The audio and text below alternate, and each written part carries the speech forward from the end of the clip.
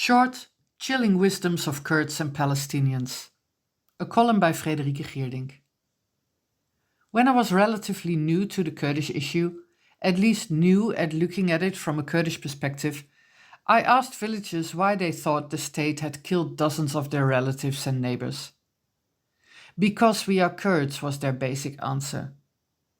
It came to mind again when I read an article about Palestine in which a man was quoted as saying, "The Israelis relish in killing us."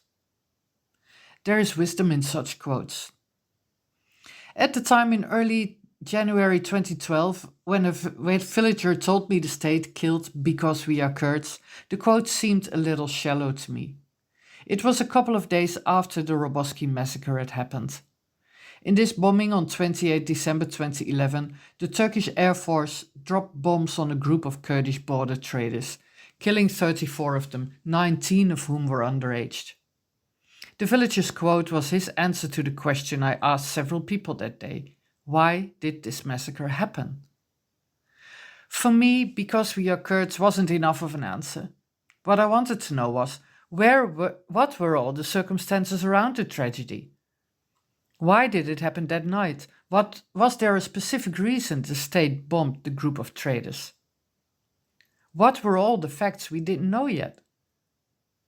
I made it a long-term investigation, spending a lot of time in the village where most of the victims were from, learning about their lives and their view on Turkey and their position in the country as Kurds living in the heart of Kurdistan.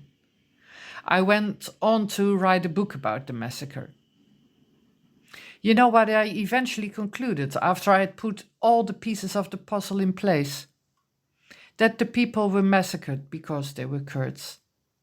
There was a whole historical, political, cultural, economic dynamic behind it, explaining why it had happened on that night and that location and in which political dynamic, but the villagers had summed it up chillingly accurately with that short sentence, Kürt olduğumuz için.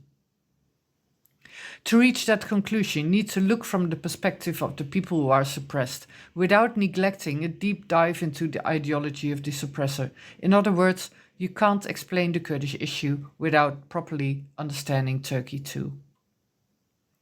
The article I read about Palestine and Israel that I was reading perfectly explains the same principle. The piece is called Running Amok, and the author, Mary Turfa, quotes her father. She writes, quote, "My father, raised during the Israeli siege of Beirut in 1982, shook his head when I asked if Israel's actions in Gaza surprised him. He responded in Arabic, 'The Israelis relish in killing us.'"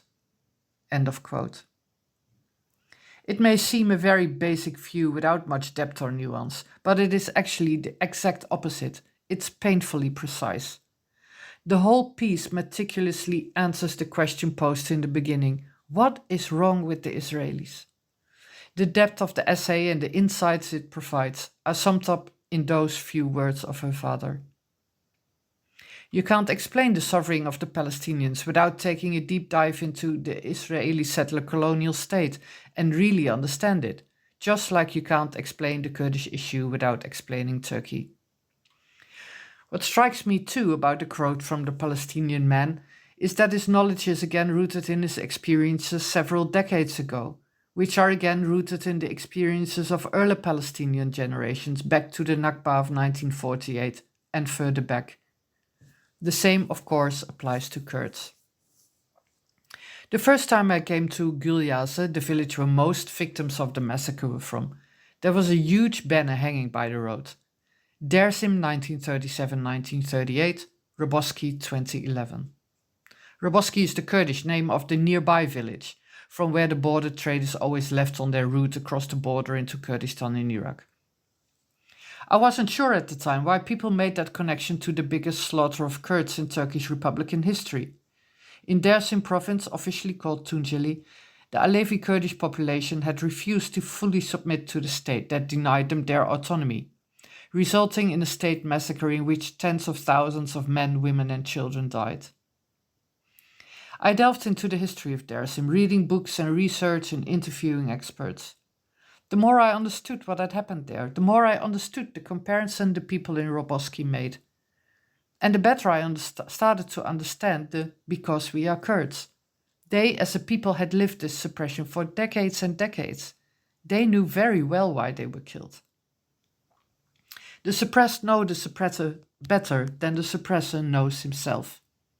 Want to understand suppression and learn about it from the perspective of those suffering from it. Take their short, chilling wisdoms as your starting point. Fréderike Geerdink is an independent journalist. Follow her on Twitter or subscribe to her weekly Kurdistan newsletter. Her Twitter account is fgeerdink.